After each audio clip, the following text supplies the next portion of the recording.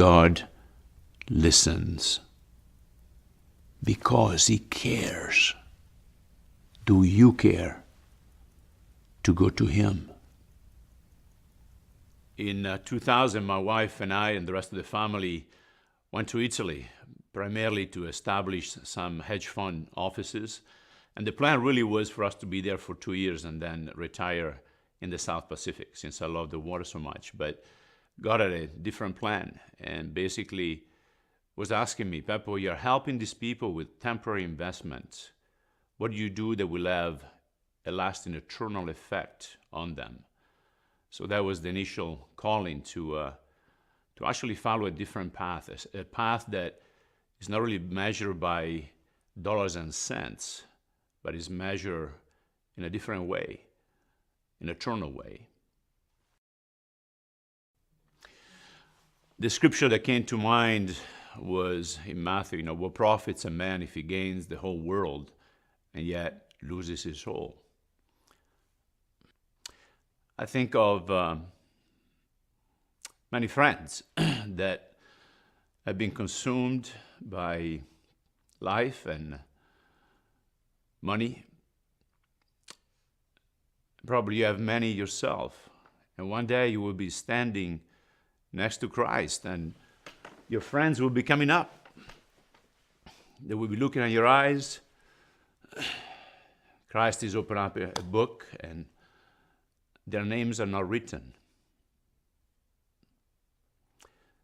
And these people will look in your eyes and say, why didn't you tell me? Still gets me right now, obviously. It's something that concerns me, to know that we can make a difference and we're too lazy to do it. We're too ashamed. We're too concerned about what people think about us. So silly.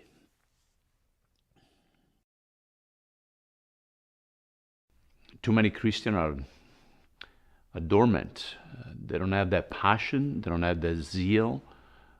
They're perhaps living double standards. So in a way, I would like to shake him up and empower him to really start living a life that they've been called to live, and not just to be like dead fish floating down the stream thinking that they're alive.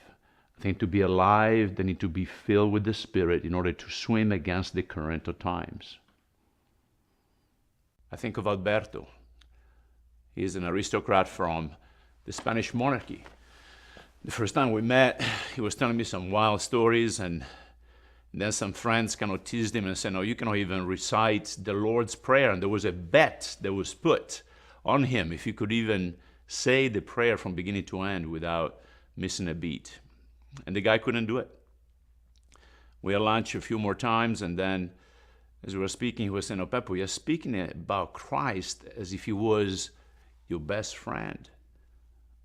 And I said, he is. And he begged. I said, I want to have the same thing. I think with athletes, witnessing is a bit of a challenge because their status as prima donnas. So the important thing is to go behind or beyond that mask that sometimes athletes do wear, as far as showing that they have it all together, they keep it all together. There is a lot of pride, there is a lot of ego involved in that, but at the same time there is a lot of brokenness. There is a lonely factor in that, and I am tender because when I came to Christ,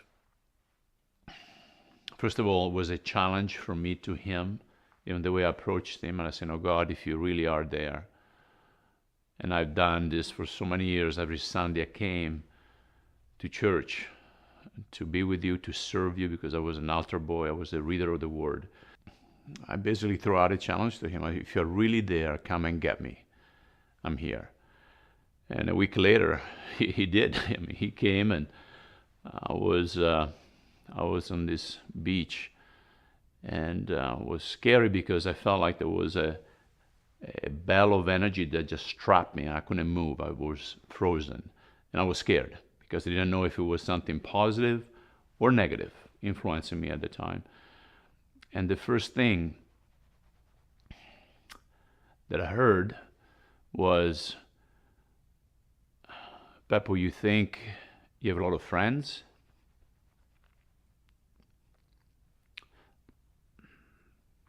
But you're alone. So tied in with that was the second sentence, you don't know how to love others because you love yourself too much. And then the third was, look at the qualities that that you have and give me credit for it. Don't take the credit for yourself. So those are things that are very tender to my heart. And I think that a lot of athletes can actually see themselves into that picture, because we tend to have so many people around us all the time, and we can be goofy and have a lot of fun. But then during the times where we are at home, or we're thinking, or we're meditating upon different things about life, at least for me in that particular moment, I was very, very vulnerable. I didn't have anybody close. I mean, that's one of the reasons why he let me feel that way, because he wanted to be my closest friend. And shortly after, I gave my life to him, understanding that friends come and go, fans come and go, but he's there to stay. I believe God wired me in a strange way. I love to live life to the fullest, and that's why I got involved in some extreme things, just like swimming for 24 hours when I was 15 years old, or diving deep underwater to test my limits until you either pass out, or sometimes you even risk death, or going spearfishing in blue water surrounded by sharks. To me, that is exciting. And that's probably why God kind of put a calling on my wife and I to go to a place that has been defined as a graveyard for missionaries, and that is Italy, a country where they feel that they have a monopoly on God. God promised us to mount new wings like eagles and to soar as high as we can, not to walk around like chickens or pigeons. So why don't we start experiencing that in our lives? Do you care to go to Him?